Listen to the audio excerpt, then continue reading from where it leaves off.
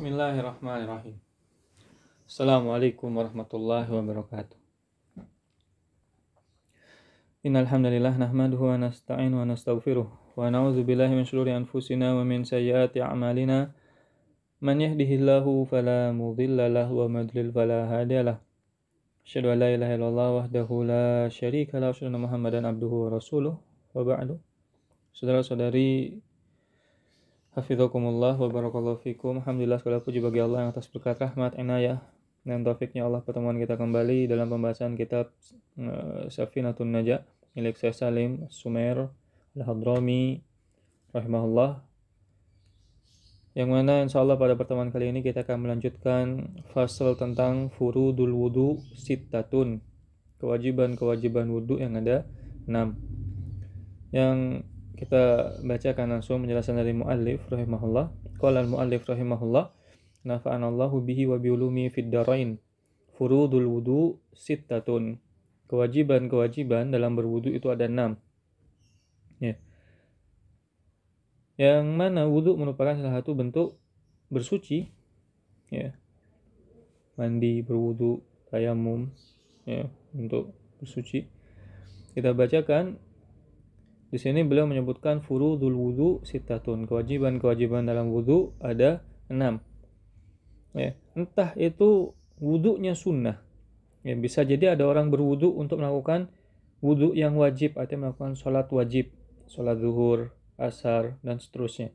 Itu merupakan wudu yang wajib dia lakukan untuk melakukan ibadah yang wajib. Nah, ada 6 syaratnya. Begitu pula ketika dia ingin melakukan wudu yang sunnah, entah untuk sholat sunnah atau hanya untuk menjaga wudunya. Untuk mengamalkan misalkan innallaha yuhibbut tawabin wa yuhibbul mutatahhirin. Untuk mengamalkan firman Allah itu, maka dia menjaga wudunya misal. Tetap harus ada 6 hal ini. Dan sebagaimana disebutkan tadi, wudu termasuk satu bentuk cara bersuci. Yang pertama, al-awwalu. Yang pertama adalah an-niyah, niat. Ya. Niat ini adalah suatu hal yang penting dalam setiap amalan. Makanya Imam Muslim rahimahullah dalam awal kitab sahihnya membawakan hadis tentang niat. Dan banyak sekali ulama-ulama ketika memulai kitab dimulai dengan bab niat, karena niat adalah suatu hal yang penting. Ya. Tetapi dalam bab ini kita akan meringkas beberapa poin pembahasan tentang niat. Yang pertama, kita harus mengetahui bahwa hakikat dari niat ini harus berbarengan dengan ibadah yang dilakukan. Secara umum demikian. Jadi setiap ibadah yang dilakukan itu harus berbarengan dengan niatnya. Ya. Adapun azm nanti tidak demikian. Azm itu keinginan untuk melakukan sesuatu. Secara bahasa sama. Niat dan azm kurang lebih maknanya sama. Keinginan. Tetapi niat muqtarinan bil fi'l, para ulama menyebutkan berbarengan dengan perbuatan. Mau berwudu maka berbarengan dengan wudunya. Adapun azm tidak harus berbarengan. Bisa jadi dia niat berwudu tapi dia masih duduk belum berwudu. Itu disebut sebagai azm. Kemudian hukum niat. Secara umum hukum niat adalah wajib. Ya, secara umum hukum niat adalah wajib. Kemudian tempatnya niat, secara asal tempatnya adalah di hati. Ya. Kemudian waktu berniat, nanti masalah tempat niat, ya secara asal tempatnya di hati, adapun melafadzkan nanti hukumnya disebutkan oleh para ulama sebagai mustahab. Nanti ada penjelasan lebih dalam. Waktu berniat itu harus berbarengan dengan perbuatannya. Ketika dia mau berwudu, maka di awal anggota wajib dalam wudu yaitu membasuh wajah, dia harus sudah ada niat. Misalkan dalam mencuci tangan berkumur-kumur, ya. Dia masih belum memasukkan niat di situ. Tetapi ketika sudah membasuh wajah, dia harus sudah ada niat.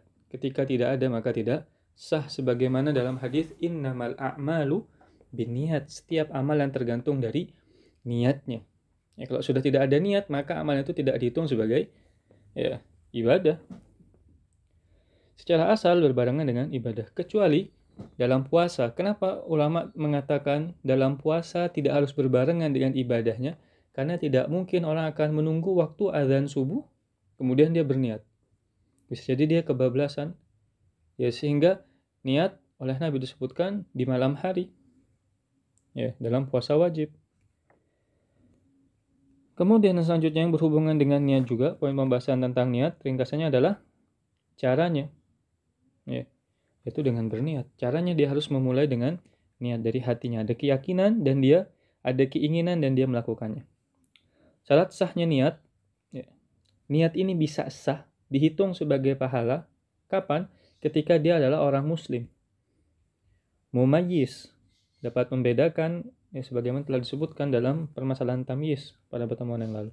Dan mengetahui makna niat, tidak sekedar mengucapkan, ya, saya niat demikian, tapi dia tidak ngerti apa maknanya.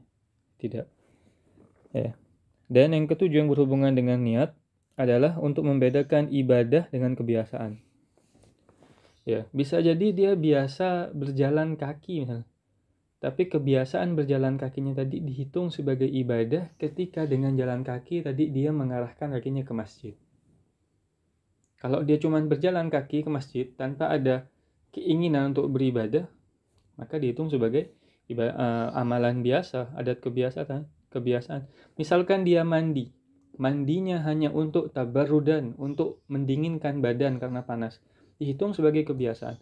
Tapi ketika dia mandi meniatkan untuk semangat beribadah, untuk semangat sholat malam misalnya, untuk semangat sholat subuh, untuk semangat mengaji, maka dihitung sebagai ibadah. Sebagaimana ucapan Hasan al-Basri rahimahullah, wa kam min amalin kabir yusaghiruhu niyyah wa kam min amalin saghir yukabbiruhu niyyah atau kama qala. Begitu banyak amalan besar bisa kecil pahalanya karena niatnya. Bisa jadi dia Masya Allah berjalan kaki di malam hari atau di waktu subuh menuju masjid, tapi dia hanya jadikan sebagai rutinitas saja. Maka pahala yang besar itu yang dijamin oleh Nabi dengan keamanan dan yang semisalnya itu dihitung kecil pahalanya. Ya, tetapi begitu banyak amalan kecil bisa besar pahalanya karena niat. Dia niat untuk melakukan ibadah, misalkan sholat malam, untuk mengaji, untuk demikian. Hanya niat saja dia sudah dihitung sebagai pahala. Ketika dia melakukan maka lebih besar lagi pahalanya. Dan tujuan dari niat juga, fungsi dari niat adalah untuk membedakan ibadah yang satu dengan yang lain. Bisa jadi ada orang melakukan sholat 2 rakaat. Yang satu niatnya sholat qobliyah zuhur. Dia jadi imam. Kemudian yang satu niatnya untuk melakukan sholat zuhur qashar. Bisa. Ya, untuk membedakan ibadah yang satu dengan yang lain.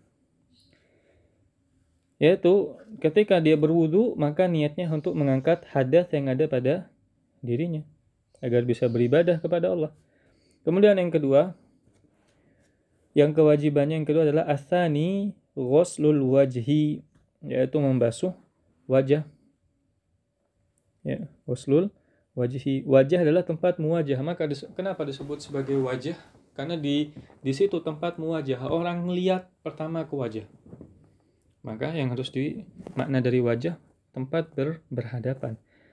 Batasannya adalah ketika membasuh wajah dari telinga kanan ya ke telinga kiri, dari awal manbatus syar, yaitu awal tempat tumbuhnya rambut, sampai ya di bawah ke dagu. Ya. Dan wajib membasuh rambut yang ada di wajah. Kalau jenggot tipis maka dibasuh depan belakang secara sempurna. Adapun ketika mungkin jenggotnya tebal, maka membasuh yang tampak saja. Ya, dibasahin ya, kalau bisa lebih membasahi maka tidak masalah. Ya, tapi yang wajib demikian. Ini disebut tentang kewajiban wudu tentunya. Kemudian yang selanjutnya yang ketiga adalah ghuslul yadain, membasuh tangan. Ya, membasuh tangan di sini disebutkan ma'al mirfaqain, sampai ke siku. Sebagaimana firman Allah Subhanahu wa taala, ya, sebelum itu ketika orang mungkin tidak memiliki tangan. Ya, alhamdulillah Allah telah memberikan mungkin kepada kita anggota tubuh lengkap. Orang tidak punya tangan. Hanya ada sedikit potongan dari siku ke bawah, misalkan. Maka itu harus dibasuh. Maka di sini disebutkan ma'al mirfaqain. Sebagaimana Allah Subhanahu wa taala berfirman, "Wamsahu biaidikum ilal marafiq." Basuhlah kedua tangan kalian ilal marafiq. Makna ilal marafiq ini Para ulama menyebutkan ketika disebutkan maknanya ila berarti nihaya. Batas terakhir adalah siku. Ya, berarti tidak sampai siku. Ini yang pertama. Ketika dimaknai ma'al marofik, ilal marofik dimaknai ma'al marofik artinya tangan dan siku semua dibasuh. Ya, semuanya dibasuh. Dan ini yang disebutkan dalam matan ini, dan ini adalah pendapat yang mu'tamad wallahu a'lam, bahwa membasuh tangan itu sampai ke siku. Jadi siku harus kena. Ketika dimaknai ila dengan nihayatul marofik, ya dengan pendapat yang pertama, maka siku tidak kena. Dan ini tidak tepat. Ya, kurang tepat. Maka dimaknai sampai ke siku. Dan juga ketika membasuh tangan sampai ke siku, maka mungkin ada rambut di situ, ada bulu-bulu halus, maka juga harus dibasahi. Kemudian yang keempat, ar-rabi'u mashu syai' min ar-ra'si, yaitu membasuh sebagian dari kepala. Ya, ini juga di dalamnya terdapat khilaf. Wamsahu biru'u sikum ba. Imam Syafi'i menyebutkan litab'id, yaitu maknanya sebagian saja. Adapun Imam Ahmad berpendapat makna ba di sini adalah untuk keseluruhan, sehingga yang wajib adalah dalam mazhab Ahmad membasuh semua rambut, yaitu membasuh semua, mengusap semua rambut. Adapun dalam mazhab Syafi'i maka mengusap sebagian rambut. Ya. Dan batasan rambut yang diusap adalah ya, meskipun 1 atau 2 bahkan 3 itu diperbolehkan. Ya. Dan rambut yang dihitung adalah rambut yang ada di kepala. Ya, bukan rambut yang udah jatuh misalkan, tidak. Atau mungkin rambut ada di dahi, tidak. Ya, rambut yang ada di kepala secara umum. Ya, kalau tidak punya rambut, ya, misalkan orangnya botak atau mungkin ya yang semisal, maka sebagian dari kepala dan dihitung sah. Ya. Adapun misalkan seseorang memakai imamah, pakai surban, dia tidak bisa lepas misalnya, maka dia ambil sebagian rambutnya dan dia usapkan tangannya ke imamahnya. Ya, itu demikian yang berhubungan dengan mengusap rambut, sebagian dari rambut. Itu kalau imamahnya dari hal yang tidak ada najis tentunya. Kalau ada najis maka harus dilepas. Atau misalkan dia pakai imamah atau surban hasil nyuri, maka tidak boleh dipakai. Dia memakai hal yang haram. Al-khamisu, yang kelima, ghuslur rijlaini ma'al ka'bain, yaitu membasuh kedua kaki sampai ke mata kaki. Ma'al ka'bain, di sini disebutkan ma'al ka'bain. Ya, setiap orang memiliki 4 mata kaki. Satu kaki memiliki 2 mata kaki. Kalau 2 kaki berarti 4 mata kaki.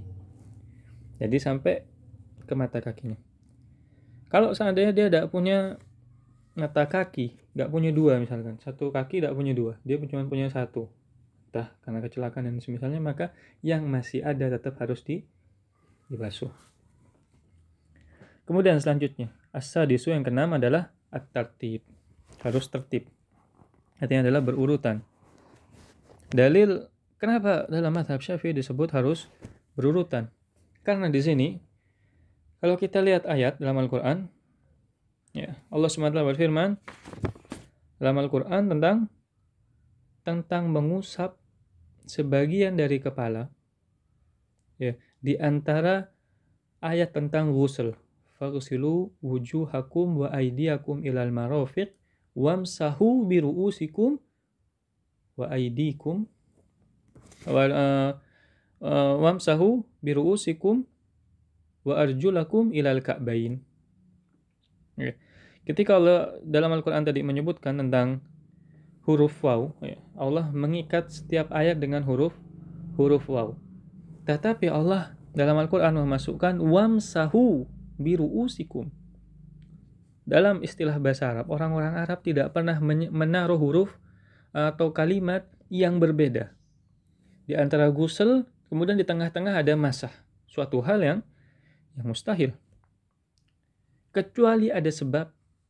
Maka para ulama menyebutkan, karena masah ini mengusap ada di antara tengah-tengah ayat tentang ghusl, yaitu membasuh, ini menunjukkan bahwa ini berhubungan dengan tertib. Harus tangan, ya, wajah, tangan, kemudian mengusap kepala, baru kaki. Sehingga di sini disebutkan harus tertib. Meskipun alal khilaf ulama berselisih, tapi kita memegang dengan pendapat yang disebutkan oleh mu'alif. Ya, jadi demikian. Dan ibrahnya, ya, ibrah lain yang menyebutkan tentang hal itu sebagaimana ketika Nabi ditanya tentang tawaf di antara Safa dan Marwah, Nabi menyebutkan ibda'u bima bada'a bih. Mulailah dengan apa yang Allah mulai. Inna Safa wal Marwah. Dimulai dari Safa ke Marwah. Jadi memulai dengan apa yang bukan tawaf, sa'i maksudnya, ya. Dengan apa yang disebutkan oleh Nabi. Adapun tentang sunnah-sunnah wudu yang mungkin bisa kita sebutkan adalah mengucapkan basmalah di awal wudu. Bisa jadi dia lupa, maka sah wudunya, ya. Kemudian dia bersiwak. Kemudian sunnah selanjutnya adalah mencuci kedua tangan sebelum memasukkan ke tempat wudu. Kemudian selanjutnya adalah berkumur-kumur dan memasukkan air ke hidung. Bisa jadi airnya sedikit. Dia melakukan yang wajib saja sudah sah, tapi dia kehilangan pahala sunnah. Kemudian berkumur-kumur dan memasukkan air ke hidung itu juga termasuk sunnah.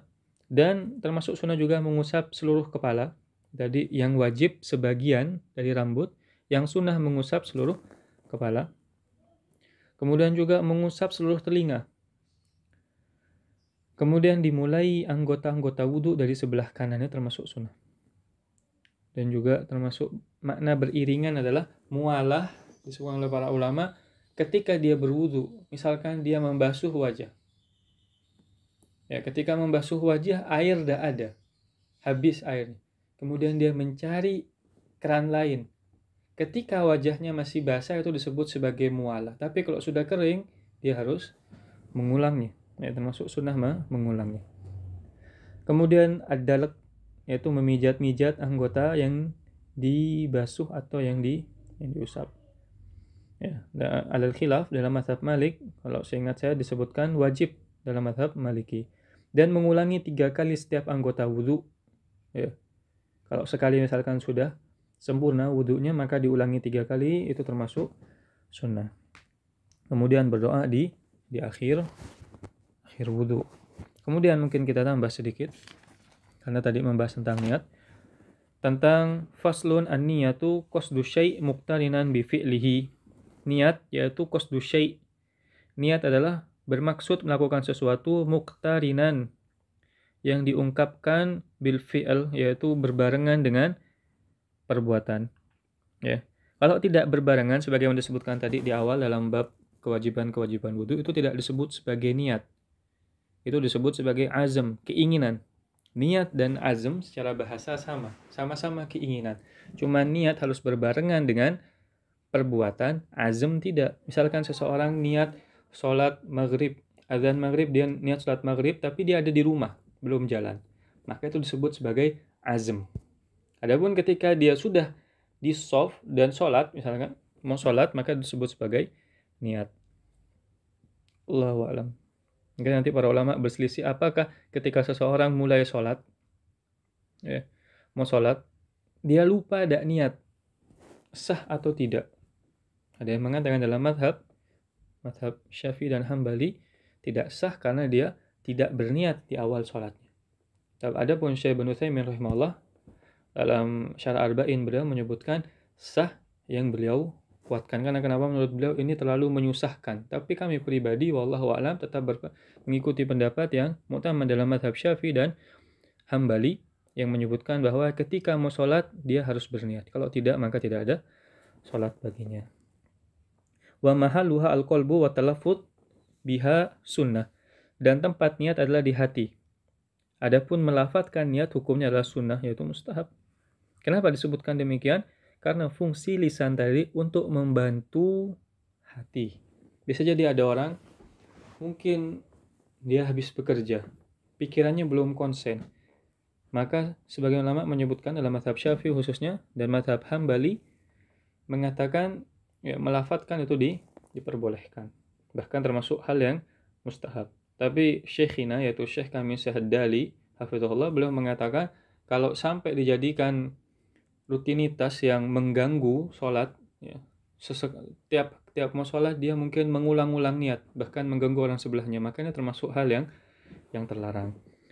Waktuha inda ghusli awwali juz'in minal wajah, yaitu waktunya ketika awal membasuh bagian pertama dari wajah. Ini ketika wudu. Ya. Adapun ketika sholat, ketika mau takbiratul ihram, maka dia harus berniat. Ya, kalau dia Allah, Allah, Allah, dia tidak selesai, ya, niat berulang-ulang, maka termasuk hal yang terlarang. Sekali saja. Adapun puasa di malam hari. Hukum niat rata-rata juga wajib. Ya, hukum niat rata-rata wajib, kecuali dalam hal mungkin memandikan jenazah misalkan, maka tidak wajib.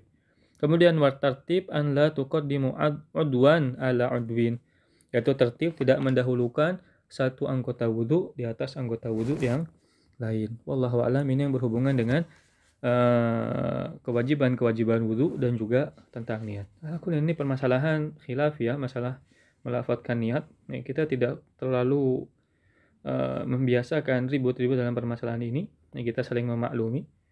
Ya. Adapun pendapat ulama yang satu dan yang lain, ya kita juga saling hormati, cukup supaya tidak terlalu banyak gesekan di antara kaum muslimin. Apa yang kita yakini kita amalkan. Ya, adapun diskusi tentu dengan secara ilmiah dan tidak saling menghujat. Ya, mudah-mudahan Allah permudah kita untuk mempelajari ilmu agamanya, dan Allah berikan kepada kita keistiqomah untuk selalu mempelajari ilmu agamanya dan mengamalkan apa yang kita ilmui, dan menambah amalan soleh kita, dan Allah wafatkan kita di atas kalimat tauhid. Wabillahi taufiq wal hidayah. Wassalamualaikum warahmatullahi wabarakatuh.